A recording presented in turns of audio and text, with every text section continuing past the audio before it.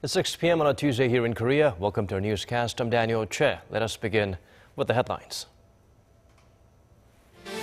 President Park Geun-hye offers the parliament the chance to pick its own prime minister, effectively withdrawing her own nominee. Still, she is criticized for keeping her meeting with the assembly speaker under 15 minutes short.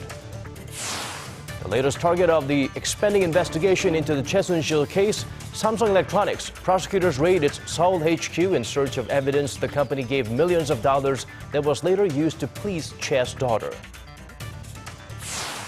Voting in the U.S. presidential election gets underway, and Hillary Clinton appears to have a slight edge for now, according to the latest polls, and the first ballots counted in a tiny town in New Hampshire. President Park Geun-hye is giving the parliament the option of proposing its own candidate for the post of prime minister. Song Ji-sun starts us off with the proposal made during talks with the National Assembly Speaker, a move seen by many as part of her efforts to handle the power abuse scandal sparked by her longtime confidant, Choi Soon-sil. President Park Geun-hye has accommodated an opposition party demand to withdraw her nomination of a new prime minister. In a 13-minute meeting with National Assembly Speaker Chung Se-kyun on Tuesday, President Park offered to give governing authority to a new nominee recommended by Parliament. 국회에서 여야 합의로 총리의 좋은 분을 추천해 주신다면 그분을 총리로 임명해서 실질적으로 내각을 통화를 나갈 수 있도록 하겠습니다. President Park also called on lawmakers to help the government tackle the economic challenges confronting the nation, pledging that the new prime minister will be guaranteed full authority over domestic affairs. The Assembly Speaker said in response that lawmakers would work together in a bipartisan manner to find a qualified person to fill the position. Both acknowledged the gravity of current crisis surrounding the president. The president's crisis is a crisis of state affairs and of nation, and thus leads to greater public woes. Our top priority is reassuring the people.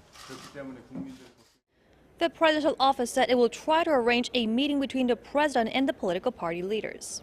It said all the details of the new prime minister's authority and setting up a new cabinet will be decided through talks with the parliament. Song Ji-sun, Arirang News. The reaction among the rival parties to the meeting between the president and the assembly speaker was mixed. The ruling party said the president demonstrated her will to yield power, while the opposition said nothing about the president's attitude has changed. Kim Young-gil zooms in on the responses. The ruling minority party said Tuesday that it, along with the presidential office, is responsible for the ongoing political crisis and called on the opposition to lend its full support. Parliament must do its part to prevent a vacuum in state affairs. The opposition bloc should also work with us to normalize state affairs. The ruling party said it hopes to have a wholehearted discussion with the opposition parties to resolve the controversy surrounding the president's unilateral nomination of a new prime minister. However, the main opposition Democratic Party of Korea said President Park Geun-hye is still failing to communicate with and does not respect Parliament, pointing to her 10-minute meeting with the Assembly Speaker earlier in the day as an example. The president should have listened to Parliament's suggestions first, including public sentiment. It's regrettable that she only said what she wanted to say. The minor opposition People's Party said the president must pledge to give the prime minister more authority over the cabinet. The president must take responsibility and work with the people. She should withdraw from the ruling party and say what her stance is on the prime minister's authority. The opposition parties are currently thinking about who to recommend for the prime minister post. The person will need to lead a neutral cabinet composed of both ruling and opposition party officials. Kim Young-gil, Arirang News. Even though the parliament now gets to choose the next prime minister, that doesn't mean it's all smooth sailing from here on. From deciding the role of the PM and how many candidates the National Assembly will recommend, Connie Kim lists the various issues to tackle. President Park Geun-hye has asked the rival political parties to recommend a new prime minister in an effort to soothe growing public anger amid the political scandal surrounding her longtime confidant. But the presidential office of Cheongwade and the parliament have a number of major decisions to make, as it's the first time the legislature has been asked to essentially pick the country's prime minister. For one thing, the top office and the National Assembly have to agree on the new prime minister's role. The president's comments that he or she would be the de facto governor of state affairs is seen as implying that the prime minister would be chosen from a neutral cabinet approved by all parties in the National Assembly, which would also give the new prime minister full control over domestic affairs. However, officials from the top office say the president cannot give up the role specified for her in the Constitution, adding that the exact duties of the prime minister will be decided after discussions with parliament. Another contentious issue is how many prime minister candidates the National Assembly will recommend to the president. There is a good chance they could recommend just a single candidate, but the opposition parties could face criticism of limiting the president's choices. That's why some are calling for the body to recommend at least 2 or 3 people. But even in that case, some might hesitate to accept the nomination as they would be picked apart by the media when only one candidate will ultimately be chosen for the job. With the obstacles ahead in selecting the country's next prime minister, there are concerns the nomination process could lead to another standstill. Connie Kim, Arirang News.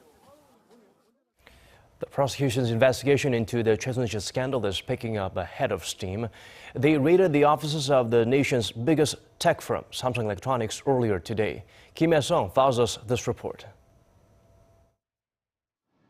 Prosecutors raided the Seoul headquarters of Samsung Electronics Tuesday as part of their probe into the Choi Soon-sil scandal. It's alleged Samsung may have given more than $3 million in 2015 to a German company, with exports owned by Choi and her daughter. Prosecutors say Choi used a third of the money to buy a horse for her daughter Chung Yu-ra, who was previously a member of the South Korean national equestrian team. Choi Soon-sil has been charged with the abuse of power and fraud by using her close ties with President Park to force Korean conglomerates to donate money to 2 foundations, Miru and K-Sports. Samsung is known to have donated over $17 million, the most among 53 companies that together gave around $70 million. To corroborate claims that Choi Soon-sil and former presidential secretary An Jong-bum pressured big companies to donate money, prosecutors have already questioned executives from Samsung, SK Group, and Lotte Group over the past several days. Tuesday afternoon, state prosecutors also questioned an executive from Hyundai Motor, only identified by his surname Park, to find out how the company went about donating $11 million to Miru and K-Sports. Prosecutors look set to get to the bottom of the conglomerate's involvement in this unprecedented scandal, announcing that they will conduct a thorough investigation into all the firms related to the 2 controversial sports foundations. Kim Hye-sung, Arirang News. Turning our sights outside of Korea now, U.S. presidential nominees Hillary Clinton and Donald Trump made one last appeal to their voters to show up and make a good choice. Oh Jung-hee shows us how they wrapped up their last day on the campaign trail. In the hours before voting begins, Democratic presidential nominee Hillary Clinton and Republican candidate Donald Trump have made their final appeals to America. Hillary Clinton had the biggest rally of her campaign in Philadelphia, Pennsylvania on Monday, joined by the U.S. President and the First Lady, Barack and Michelle Obama. The Clinton campaign was boosted by the FBI's announcement on Sunday that it would not recommend criminal charges for Clinton over her email scandal. The Democratic nominee told her supporters they face a clear choice, which she said was between division and unity and between economic fairness and unfairness.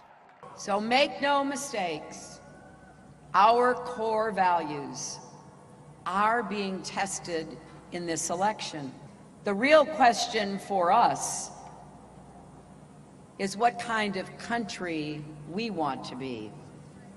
Republican presidential nominee Donald Trump held rallies on Monday in North Carolina, New Hampshire, and Michigan. At a rally in Scranton, Pennsylvania, Trump stressed to his supporters that the ballot they cast the next day will be, quote, the greatest vote they ever cast in their lifetimes. You have one magnificent chance to beat this corrupt system and to deliver justice for every forgotten man, every forgotten woman, and every forgotten child in this nation. It will be the greatest vote you ever cast in your lifetime. And yes, we will make America great again. The two presidential candidates raced through several battleground states in a last-ditch attempt to encourage their respective supporters to show up at polling places on Tuesday. The latest national opinion polls from Fox News, ABC, and The Washington Post and CBS have shown Clinton leading Trump by 4 percentage points. 오정희, Arirang News. After months and months of campaigning, it is finally Election Day in the United States. Most polls are expected to open on Tuesday morning, but some parts of the country have already voted and tallied their results. To catch up with the latest developments as voting gets underway, we have our Hanjin on the line. Hanjin, to quote Michael Moore and Bill Maher, it's the human Molotov cocktail versus the government nerd. I understand the polls are already open in some places. That is right, Daniel. So according to New Hampshire law, towns with less than 100 residents are allowed to open their polling stations at midnight and close them as soon as all registered voters have cast their ballots. The first town in the state and the country to vote is Dixville Notch. Polls there have already been closed and the results have been tallied, with Hillary Clinton beating Donald Trump 4-2. One vote was cast for Gary Johnson and there was one write-in for 2012 presidential candidate Mitt Romney. The town has a population of just 12 people, and they started voting as the clock struck midnight on November 8th. But all other polling stations across the nation will open at 6 a.m. or 8 p.m. Korea time, which is just about a couple of hours from now, and will close at around 7 p.m. Eastern time. I see. And aside from results you just reported there from Dixville Notch, where we apparently had some time travelers, when can we expect the first results? Well, it is usually clear who the winner is by around Tuesday evening in the States or Wednesday at about noon in Korea. But if it's a close race, which it's expected to be, we might not know until Wednesday morning in the U.S. and later on Wednesday here in Korea. Now, the race has tightened up in recent weeks, but the latest polls show Hillary Clinton got a mild bounce from the latest FBI announcement that said she would not face criminal charges after its review of new emails. Clinton is leading Trump by 4 points nationally in a CBS News poll and an ABC Washington Post poll, both out Monday local time. In any case, the winner will be the candidate who gets 270 of the available 538 electoral votes. But given the way this campaign has gone so far, the outcome is pretty difficult to predict. So we'll just have to keep watching as the results roll in. Back to you, Danielle. All right, thank you for that report, Hanjin. Moving on, with the U.S. election just around the corner, many have wondered about the impact on South Korea, especially when it comes to foreign policy. The South Korean government predicts ties with Washington will only improve no matter who wins the White House. Our foreign affairs correspondent Kwon So-wa tells us more. The South Korean government says that relations between Seoul and Washington will not suffer a disruption, no matter who becomes the next president of the United States. In fact, Seoul's foreign ministry spokesperson Cho Jun-hyuk said during a regular press briefing Tuesday that the government is certain that regardless of the election result, the South Korea-U.S. alliance will only develop further. For the bilateral relationship to move forward, the government will work in close cooperation with the incoming administration for the swift establishment of relations with no setbacks, and will do all we can to continue existing policies. According to the spokesman, the government will push ahead with measures to work with the new U.S. administration through a network it has been building with the campaigns of both Democratic Party Hillary Clinton and Republican Party Donald Trump. Cho added that all usual procedures, including a phone conversation between South Korea's president and the new U.S. president, will be followed through. In general, the consensus in South Korea is that a Clinton victory won't have a negative impact on Seoul's relationship with Washington, especially because she appears to support similar North Korea policies. Clinton is said to be considering stronger sanctions on Pyongyang and has emphasized the importance of the U.S. military presence in South Korea, whereas her rival Donald Trump has said on various occasions that America's allies should pay more for the U.S. troop presence or defend themselves. Government officials in Seoul say that no matter what happens, the person who becomes president will not steer Seoul and Washington's robust diplomatic strategies too far off course. Kwon So-ah, Arirang News. South Korea and Japan inch closer to forging a bilateral military intelligence sharing pact aimed to better counter Pyongyang's nuclear threats. The two sides will hold the second round of working-level talks in Seoul on Wednesday to discuss the long protracted issue of signing the General Security of Military Information Agreement. They came close to inking the pact in 2012, but the final signing was aborted due to negative public sentiment in South Korea. However, in late October, the two officially announced to reopen talks. The first meeting was held in Tokyo on November 1st. The bilateral pact will enable more effective response to the communist state's growing threats by sharing comprehensive intelligence information on a wide range of North Korean military activities. Korea's central bank is gearing up to be better prepared against any kind of financial turbulence that could result from the U.S. presidential election result. BOK Governor Lee Ju-yeol is set to lead a meeting on the current financial conditions after returning to Korea a day earlier than planned from a trip to Switzerland to attend bi-monthly meetings of the Bank for International Settlements. The central bank is expected to focus on drawing up contingency plans for both possible U.S. election outcomes. And that's all from me at this hour, but for our viewers in Korea, we have more domestic news updates straight ahead. Thank you for watching.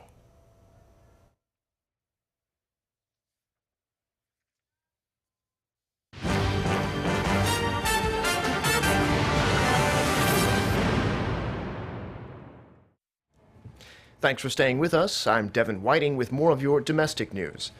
Korea's Hanjin Shipping Company, which faces insolvency, has nearly finished unloading all cargo from its vessels. Hanjin ships and containers had been left stranded for weeks in ports around the world. The Korean government has promised to work with those ports to finish unloading all remaining ships in a timely manner. Our Kim Min-ji has this report. Hanjin Shipping has almost completed the unloading of cargo on its vessels. According to the Finance Ministry, 94 out of the company's 97 container ships had completed unloading as of Monday. That represents 378,000 of 396,000 20-foot equivalent units or TEUs of shipping deals. Of the 3 vessels that still need to be unloaded, 2 are currently seized in Shanghai and Canada. With that, a total of 5 of Hanjin ships are being held for failing to meet unpaid service fees. Some 770 crew members are still on board various ships as a result, and currently food and other daily necessities are being supplied to them. The Korean government has vowed to step up cooperation with port authorities around the world so the remaining cargo can smoothly be delivered to consignors. To ensure swift unloading, the government has focused on key harbors and has dispatched 16 substitute vessels for shipments that were to be made by Hanjin. We're also offering support for SMEs and subcontractors that have been hit in order to minimize the impact. Hanjin Shipping slid into court receivership late August amid an industry-wide slump due to falling freight rates from a global oversupply and slowdown in demand. The company had debt worth roughly $5.5 billion as of the end of June. Kim Min-ji, Arirang News. A nationwide discount event, the Korea Sale Festa, which ran for a little over a month, starting in late September, has given a much-needed boost to private spending. The Trade Ministry says the event, promoted by the government, is estimated to have pushed up the country's private spending by more than 1/4 percentage point for the fourth quarter. This is expected to raise Korea's overall GDP by 0.13 percentage points. The estimated rise comes on the back of an increased number of foreign tourists and robust sales by local retailers during the sales event. Sales of participating firms shot up over 10% on year, while roughly 120,000 more foreigners visited Korea. Now, the first cold wave advisories of the season covering all of the Korean mainland will be issued tonight. An advisory for just Seoul and northern Gyeonggi-do province was called earlier in the day, but that'll be expanded. The cold wave advisory starts at 11 o'clock p.m., with temperatures expected to drop more than 10 degrees Celsius from the level recorded yesterday morning. The advisories will not affect Jeju-do Island. This morning's advisory in Seoul and Gyeonggi-do was prompted by a plunge in temperatures to below 10 degrees and 3 degrees in the capital due to a cold front blowing in from the northwest. The cold snap is forecast to continue until tomorrow, with Seoul and most of the country seeing temperatures dip below zero before they return to the seasonal norms Thursday evening.